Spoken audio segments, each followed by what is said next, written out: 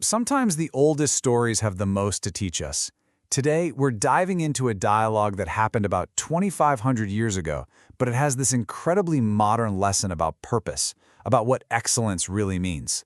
And it all kicks off with one simple question on a really beautiful night. So just think about that for a second. Imagine you're in the most perfect, peaceful place you can think of. What kind of person, what kind of presence would actually add to that beauty instead of, messing it up? That's the puzzle we're going to unpack today. All right, so let's set the scene. Picture this. We're in the Gosiṅga Park. It's night, but it's clear and bright. The sal trees are in full bloom and the air is just filled with this amazing, heavenly smell. And gathered there is a group of the Buddha's most senior disciples. We're talking the heavy hitters here. Okay, so here's where it all begins. Sariputta, who was one of the sharpest minds around, he's just taken in this perfect scenery.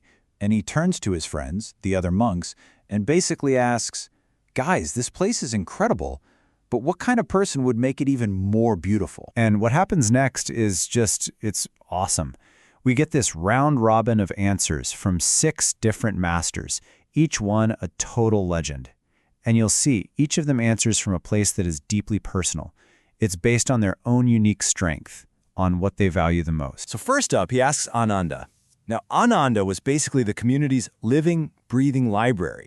As the Buddha's attendant for years, the man had a memory like you wouldn't believe. He'd heard and memorized more teachings than anybody. So, of course, Ananda's answer is all about knowledge. For him, the person who beautifies a place is the ultimate scholar, someone who can not only learn and remember a ton of wisdom, but who can then turn around and teach it to others, making the whole world a little bit smarter. Next, the question goes to Ravata. And Ravata's path was, in many ways, the complete opposite of Ananda's. He wasn't about books and talking. He was all about deep, silent practice.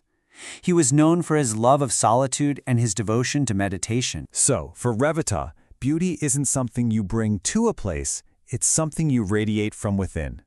His ideal person is the one who is so committed to inner peace, so deep in their own serenity, that they bring that quiet, beautiful energy with them wherever they go. And now for a totally different take. The question is posed to Anuruddha, who is known as the master of the divine eye. This was a guy who had trained his mind to see things far beyond normal human perception. And his answer is just as epic as you'd expect. He says the person who beautifies the park is the one with this cosmic perspective. Someone whose awareness is so vast, so purified, they can literally survey an entire galaxy.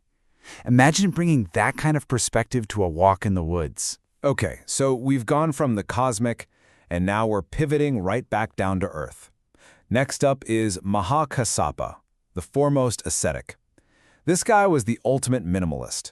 His entire path was about radical simplicity and finding freedom by letting go of worldly things. And his answer is perfectly in line with that. For him, beauty isn't about what you have, it's about what you don't need.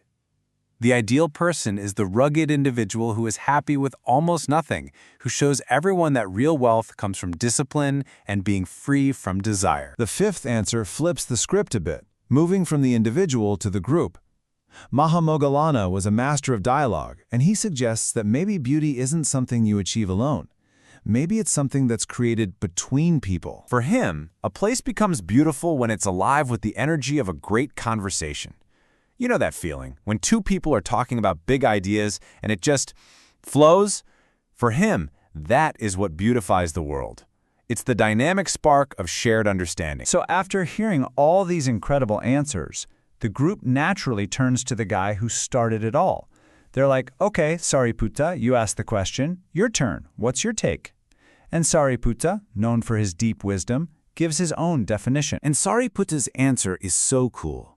He gives this amazing analogy. He says the true master of the mind is like a king with a huge wardrobe. Just like that king can pick out any outfit he wants for any time of day, morning, noon, or night, the master can choose to enter any mental state, any meditation they wish, whenever they want. It's about total freedom and control over your inner world. So, let's recap. We have 6 brilliant but really different answers. The scholar, the meditator, the mystic, the ascetic, the debater, and the master of mind. So what do you do when you have 6 amazing but conflicting answers? Well, you go ask the teacher. You take it to the highest authority. And I just love this part because it shows how humble these guys were. I mean, these are some of the most enlightened people on the planet, and they are still completely open to being taught.